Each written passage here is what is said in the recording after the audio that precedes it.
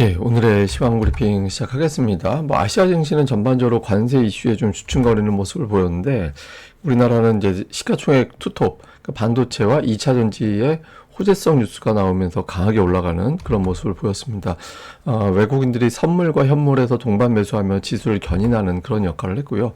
반도체 2차 전지 이외에 조선, 엔터 이런 종목군들도 올라갔는데, 어쨌든 종목별로 업종별로 좀 차이가 나는 그런 모습을 보인 게 오늘 장의 특징이었습니다. 우선 오늘 아시아 증시는 다 올랐다고 보긴 어렵고 하락한 나라도 제법 있었어요. 근데 우리나라 상승률이 상대적으로 좀 튀죠. 그러니까 유난하게 이제 많이 올라서 우리나라에 적용되는 호재성 재료가 따로 있었구나, 이런 거를 보여주는 대목인데, 우선 이제 반도체 관련된 뉴스들이 긍정적인 게 많이 나왔습니다. 그러니까 삼성전자하고 SK하이닉스가 올라갔는데, 일부 언론에서는 K칩스법, 이게 통과됐기 때문에 강세를 보인 거다, 이런 해석이 있죠. 이게 세금 공제율을 이제 높여주고, 그 다음에 예를 들어서 이제 관세 이슈도 좀 있잖아요. 관세 이슈가 있는데 트럼프가 미국에 공장 세우면 관세 없다, 이렇게 예를 들어서 협상할 여지가 있는 것도 남겨주고, 그러니까 반도체 관련돼서 긍정적인 거, 그다음에 걱정했던 거, 이런 것들이 좀 완화되는 그런 뉴스가 하나 나온 게 있었고, 또 하나는 오늘 그 미조에서 마이크론 테크놀로지를 매수해야 된다, 이런 취지의 어떤 분석이 나왔는데, 내용들이 이제 하반기 수요 공급에 대한 문제가 해결이 될 거다. 그래서 이제 메모리 주식을 매수할 텐데, 그 낸드 가격 같은 경우는 2분기까지는 하락할 수 있는데 3분기부터는 10에서 15%, 4분기에는 8에서 13% 정도 올라갈 거다.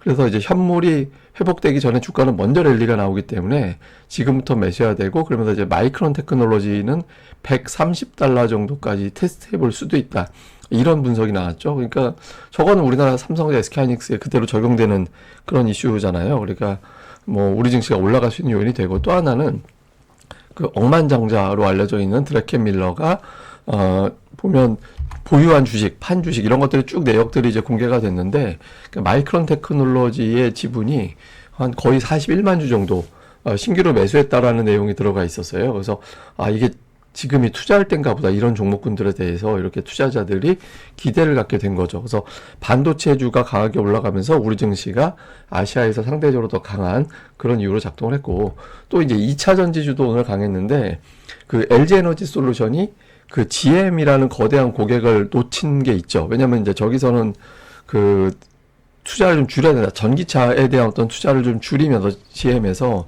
그래서 여기에 공급하기로 되어 있던, 기대했던 배터리가 이제 좀 붕 뜨는 그런 상황이었는데, 여기서 토요다가 새로운 어떤 그 공급받을 곳으로 승판을 했다라는 거잖아요. 한 2조 원 정도 규모의 배터리를 주문받고 이걸 공급할 것 같다, 이런 내용이 나왔죠. 그래서 2차 전지가 오래간만에 어떤 긍정적인 소식이 전해지면서 보도가 되면서, 이것도 우리나라 시가총액 최당단에 보면 최근에 삼성 바이오가 3위 올라오고 4위 왔다 갔다 둘이 공방을 벌였습니다만, 어쨌든 업종으로 보면은 반도체 플러스 2차 전지가 그 업종 시총이 되게 크잖아요. 그러니까 두 업종이 강하게 올라가면서 지수를 끌어올리는 이제 그런 역할을 했죠.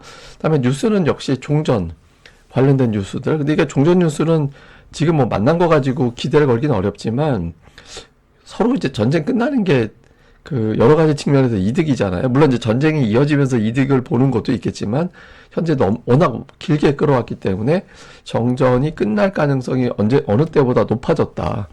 그리고 이를 통해서 여러 가지 어떤 효과들, 예를 들면 방산주가 올라간다, 이런 걸 빼놓고도 인플레이션이 이제 낮아질 수도 있다. 최근에 곡물 가격이라든가 이제 유가가 특별하게 높은 건 아니지만, 전쟁이 어느 정도 한때 인플레이션을 자극하는 중요한 요소 중에 하나로 작동을 했었잖아요. 근데 이런 것들이 제거가 된다라는 건 또 의미가 있죠. 그래서 이런 부분들에 대한 기대감, 이런 것들이 좀 있는데, 다만 이제 이게 확실하게 협상이 진행이 된 것도 아니고, 장관급 정도에서 이제 미국하고 러시아하고 만난 거라서, 향후 이제 유럽, 그다음에 우크라이나 당사 국가들이 어떻게 돌아가는지가 상당히 중요하겠죠. 그래서 이런 부분들이 시장에서는 좀 주목을 받았고, 그 다음에 트럼프가 자동차의 관세 25%, 반도체 의약품은 그 이상.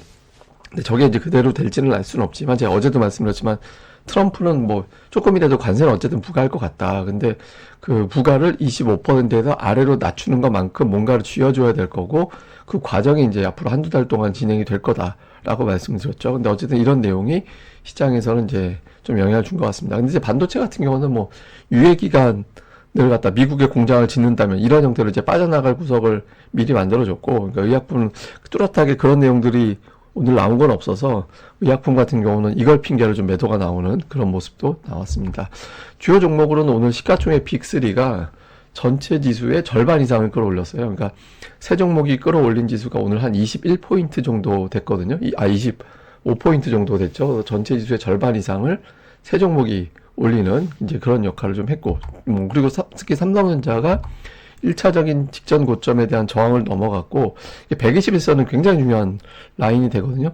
그러니까 작년도 8월 이후 외국인들의 매도가 본격적으로 시작됐을 때, 그때 이제 깨고 나서부터 회복이 안 됐던 저항대예요. 근데 이걸 갖다가 이제 이번에 돌파를 한다라면 추세가 바뀌게 되는 거죠. 그러니까 6만 원이다라는 상징적인 주가도 있지만 121선은 상당히 중요한, 그동안의 외국인들의 매도, 삼성전자 업황 논란에 의해서 빠졌던 게 뒤집어지는 그런 현상이 될 수도 있죠. 그래서 삼성전자가 상당히 중요한 구간이다라고 봐야 될 거고, 그 다음에 이제 2차 전지가 오늘 또 올라갔죠. 근데 이게 양 뭐 이렇게 이제 움직이는데, 일단 121선까지는 더 노려볼 수도 있겠다라고 싶긴 합니다. 근데 그 이상을 가려면 숫자로 보여줘야 되는, 숫자에 대한 그러니까 숫자라는 건 실적 얘기하는 건데, 그 부분에 대한 기대치가 좀 있어야겠죠. 이게 어떻게 될 건지. 그 다음에, 이 조선주는 그냥 뜬금포로 올라가요. 그러니까 이따가 갑자기 한 번씩 확 올라가고, 며칠 조정 보인 거 그냥 한 방에 뒤집는.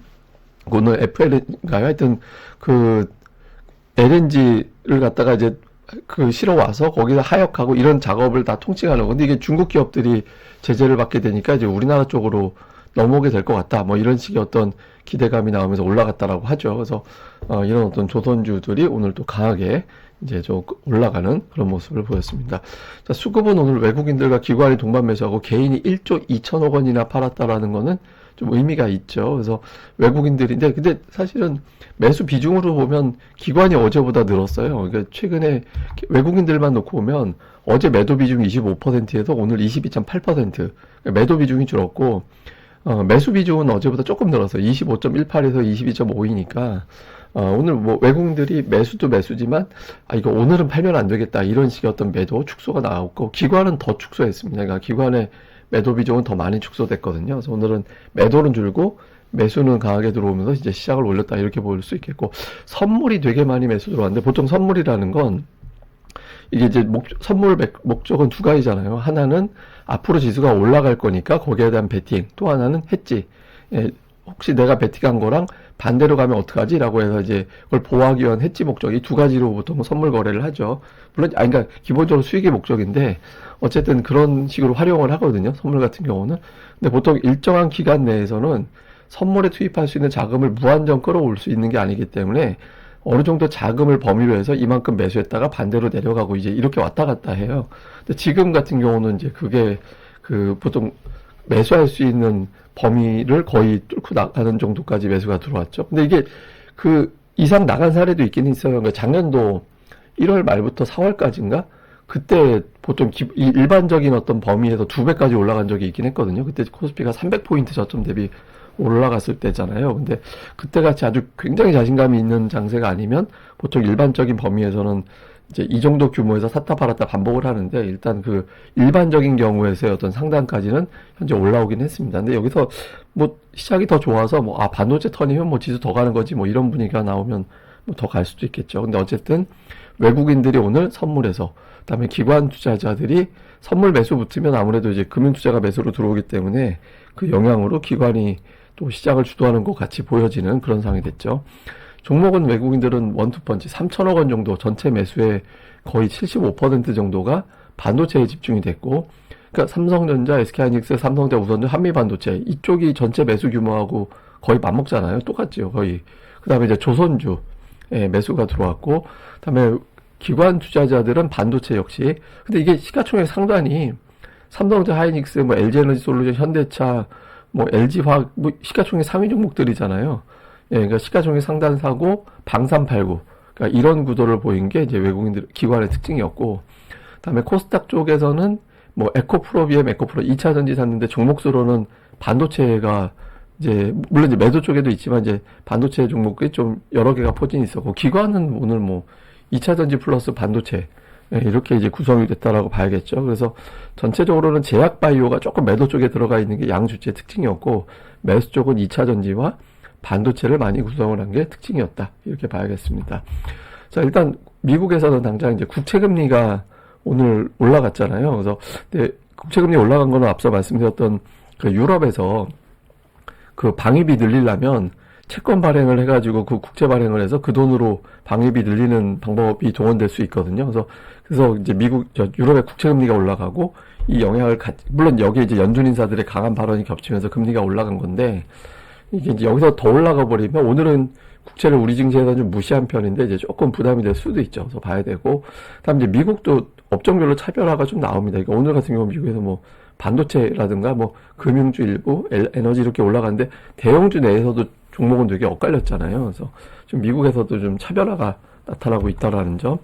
그다음 이제 우리 증시에서는 외국인들이 매수하고 있는데 여기서 필요한 건 업종 다변화. 그러니까 오늘은 전체 순매수 규모하고 반도체하고 비슷했는데 이게 좀 다양해질 필요가 있죠. 뭐 자주 언급드리지만 전기, 전자, 운수, 장비, 철강화학, 금융 중에서 4개 업종의 순매수가 나와야 된다. 그래서 그런 현상이 좀 이어지고 외국인들 순매수 자체가 2,500억 이상 순매수가 일주일에 3번 이상 그런 구도가 나오니까 되게 중요합니다. 그리고 오늘 같은 경우는 우리 시황 자체를 올린 게 반도체 플러스 2차 전지였는데 제가 보기엔 이게 완전히 투톱이라고 보기에는 좀 어렵고 돌아가면서 이렇게 간을 보는 것 같아요. 그러니까 간 본 이후에 이제 주가가 방향을 잡지 않을까 싶긴 합니다. 그러니까 업종의 방향이 나오지 않을까 싶은데 어쨌든 주도 업종 구도 이걸 좀 주목을 이제 해봐야 될 때가 아닌가 이제 이렇게 봐야 될 것 같습니다.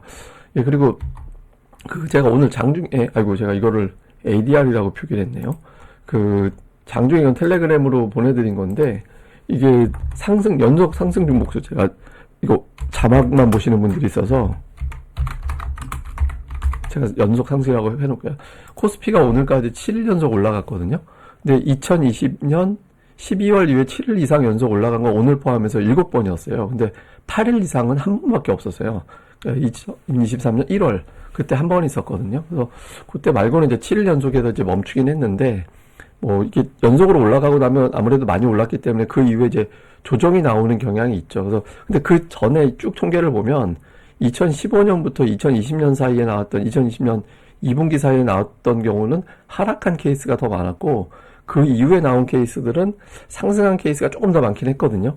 근데 이제 뭐 그때마다 좀 다르긴 한데 일단 그 2020년 상반기하고 하반기하고 딱 구분해서 그 전과 그 후를 나누면 좀 다르게 나오긴 합니다. 근데 어쨌든 많이 오르면 이제 매물 소화를 하는 것도 당연하잖아요. 그래서 근데 이제 매물 소화가 중요하고 또 더 오르냐 이게 중요한 게 아니라 제가 계속 일관되게 말씀드린 건 지금은 그 시황이나 지수가 아주 중요할 때는 아니고 종목 구도가 되게 중요할 때라서 어떤 종목이 어떤 형태로 메인이 되는지가 되게 중요한 시기라고 봐야 되거든요. 그래서 이런 어떤 업종별 수급 구도에 조금 더 집중해 보는 게 중요할 것 같습니다. 예, 뭐 또 추가적인 내용은 제가 또 다음 방송에서 내용을 정리해 드리도록 하겠습니다. 저는 또 다음에 뵙겠습니다. 이 방송 구독하기와 좋아요, 꼭 부탁드립니다. 감사합니다.